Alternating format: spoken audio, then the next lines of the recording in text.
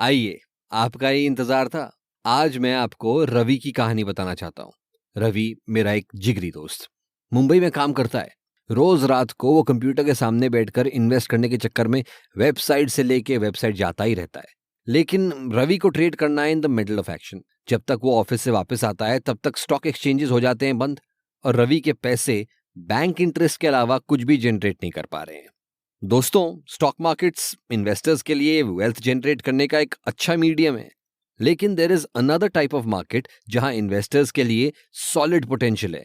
वो है currency markets, जहां दुनिया भर में इन्वेस्टर्स स्टॉक मार्केट्स के मुकाबले कहीं ज्यादा वॉल्यूम पर डेली बेसिस पर ट्रेडिंग करते हैं। आप किस मार्केट में इन्वेस्ट करना प्रेफर करते हो, ये तो आपकी पर्सनल चॉइस है, लेकिन इन दोनों के बारे में आपको जागरूक कराना ये मेरा काम है। इन दोनों मार्केट्स के बीच में क्या डिफरेंसेस हैं और आप इनमें एंटर कैसे कर सकते हो। दोस्तों, टाइटन योर सीट बेल्ट्स, क्योंकि आज हम बात करेंगे इन सभी टॉपिक्स के बारे में और आपको बताएंगे कुछ major differences between stocks and currency markets. By the way, stock markets और करेंसी मार्केट्स इंटरचेंजेबली यूज किए जाते हैं। तो शुरुआत करते हैं डिफरेंसेस से। एज मेंशन्ड बिफोर, फॉरेक्स और स्टॉक मार्केट में सबसे बड़ा डिफरेंस है वॉल्यूम का। बेसिकली दुनिया भर के स्टॉक एक्सचेंजेस पर डेली बेसिस पे कुछ $200 बिलियन की ट्रेडिंग वॉल्यूम लॉग होती है। वहीं करेंसी मार्केट्स पर एक दिन में $5 ट्रिलियन की ट्रेडिंग वॉल्यूम लॉग होती है। इस मैसिव ट्रेड वॉल्यूम से इन्वेस्टर्स को काफी फायदे हो सकते हैं। हाई वॉल्यूम से मोस्ट इन्वेस्टर्स एक डिजायर्ड प्राइस पॉइंट के आसपास अपने ट्रेड्स इजीली एग्जीक्यूट कर सकते हैं। ऑल्दो सभी मार्केट्स में गैप्स होते हैं, हर प्राइस पॉइंट पर ज्यादा लिक्विडिटी होने से प्रिसाइज एंट्री और एग्जिट आसानी से हो जाता है। ज्यादा लिक्विडिटी होने से एक और बड़ा बाय इफेक्ट है, वो है हाई लिक्विडिटी से स्प्रेड्स टाइट होते हैं और ट्रांजैक्शन कॉस्ट्स रिड्यूस हो जाते हैं। फॉरेक्स मार्केट में करेंसी पेयर्स ट्रेड होते हैं। जो करेंसी पेयर्स पॉपुलर होते हैं उन पर ट्रांजैक्शन कॉस्ट्स लो होती है and the spreads are very tight. Spread basically buying और सेलिंग प्राइस के बीच का जो डिफरेंस है उसको बोलते हैं। अब बात करते हैं मार्केट आवर्स के बारे में। आप तो जानते ही हैं, stock exchanges in India typically operate between 11:15 AM and 3:30 PM। इसके अलावा अगर आप इंटरनेशनल स्टॉक एक्सचेंजेस पर ट्रेड करना चाहते हो तो आपको टाइम जोन्स को भी कंसिडर करना होता है।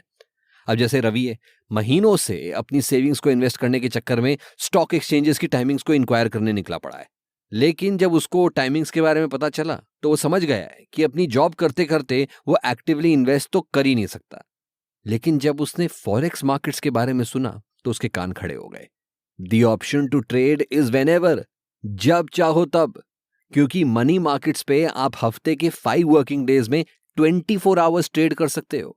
इसका मतलब ये हुआ कि आप अपनी ट्रेडिंग को लेटेस्ट अपडेट्स के अलॉन्ग मनूवर कर सकते हो। अगर कोई इंटरनेशनल न्यूज आपकी एग्जिस्टिंग ट्रेड्स को इफेक्ट करती है तो यू कैन रिएक्ट इमीडिएटली। अगले महीने से रवि घर से ऑफिस और ऑफिस से वापस लौटते वक्त इंटरनेशनल न्यूज स्टडी करने लगा। इसे कहते हैं पैशन। आइए नेक्स्ट डिफरेंस देखते हैं। आपने अगर मेजर स्टॉक एक्सचेंजेस के थ्रू ट्रेड प्लेस किया है तो आप ट्रांजैक्शन कॉस्ट का इशू तो समझते ही हैं। बेसिकली स्टॉक एक्सचेंजेस पर इक्विटी या फ्यूचर कॉन्ट्रैक्ट्स खरीदते हुए आपको स्प्रेड्स के अलावा ब्रोकर को कमीशन भी देना पड़ता है। लेकिन फॉरेक्स ब्रोकर्स कमीशन चार्ज नहीं करते। इंस्टेड आपको ट्रेड प्लेस करते वक्त सिर्फ स्प्रेड्स के लिए पे करना पड़ता है। इससे आपकी ट्रांजैक्शन कॉस्ट लो हो जाती है। इसके अलावा द नेक्स्ट मेजर डिफरेंस होता है स्कोप में। Basically currency markets narrowly focused होते हैं। फॉरेक्स में 8 मेजर करेंसी पेयर्स होते हैं जिनके मूवमेंट समझने के लिए आप हिस्टोरिकल चार्ट्स और एग्जिस्टिंग टेक्निक्स का इस्तेमाल कर सकते हो। On the other hand, stock exchanges पर आप हजारों स्टॉक्स बाय और सेल कर सकते हो। इनके मूवमेंट समझने के लिए आपको essentially market research, industry knowledge, company की बैलेंस शीट्स और अन्य फैक्टर्स को कंसिडर करना पड़ता है। और इसी के साथ बात करते हैं ट्रांजिशन की। अगर आप स्टॉक मार्केट में ट्रेड कर रहे हो और फॉरेक्स ट्रेडिंग में ट्रांजिशन करना चाहते हो तो आपको कुछ सिंपल बातों को ध्यान में रखना है। जहां तक लॉजिस्टिक्स की बात है तो we have already discussed that. अब आपके होमवर्क के बारे में बात करते हैं। बेसिकली फॉरेक्स मार्केट्स में fundamental analysis is something very simple. Currency pairs में प्राइस मूवमेंट्स इंटरेस्ट रेट्स और उनके फ्यूचर चेंजेस के मुताबिक होते हैं। अगर आप किसी हाई ग्रोथ इकोनॉमी को देख रहे हो तो इन्फ्लेशन रेट्स मोस्ट प्रोबेबली बढ़ते हुए दिखाई देंगे आपको। ऐसी सिचुएशन में इकोनॉमी को ओवरहीट होने से प्रिवेंट करने के लिए सेंट्रल बैंक्स ज्यादातर इंटरेस्ट रेट्स बढ़ाते हैं। आपका फोकस होना चाहिए करेंसीज की अंडरलाइंग इकोनॉमीज पे, उनकी ग्रोथ साइकिल्स को समझना और कॉरेस्पॉन्डिंग रिएक्शंस को एनालाइज करके आप फॉरेक्स ट्रेडिंग में एंटर कर सकते हो। बिल्कुल रवि के जैसे जब टाइम मिले तभी न्यूज देख डालो और रेगुलरली स्टडी करते रहो। Stock exchanges on the other hand operate on different rules. Stocks में एंटर करने के लिए आपको इंडस्ट्री के डायनेमिक्स की समझ बढ़ानी पड़ती है, कंपनीज को क्लोजली एनालाइज करना होता है, उनकी सीनियर मैनेजमेंट के मूव्स प्रिडिक्ट करके आपको प्रिडिक्शंस करनी होती हैं। दोस्तों, ये तो बात हुई बेसिकली सिर्फ फंडामेंटल एनालिसिस की। इसके अलावा there is another aspect to market which is technical analysis. Technical analysis can be very complicated, लेकिन कुछ बेसिक कॉन्सेप्ट्स होते हैं जिनको समझकर you can start wetting your feet. तो चलिए दोस्तों, आज के पॉडकास्ट में फिलहाल इतना ही। मिलेंगे फिर से एक नए टॉपिक के साथ।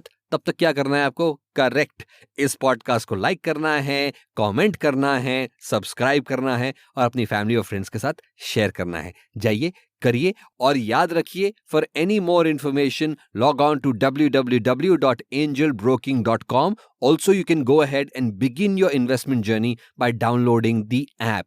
एंजल ब्रोकिंग ऐप आपके एंड्रॉइड पे, आपके आईफोन पे, दोनों पे डाउनलोडेबल है। डाउनलोड करिए और इससे अपनी इन्वेस्टमेंट जर्नी की शुरुआत करिए। मिलेंगे फिर से बहुत जल्द, तब तक के लिए हैप्पी इन्वेस्टिंग।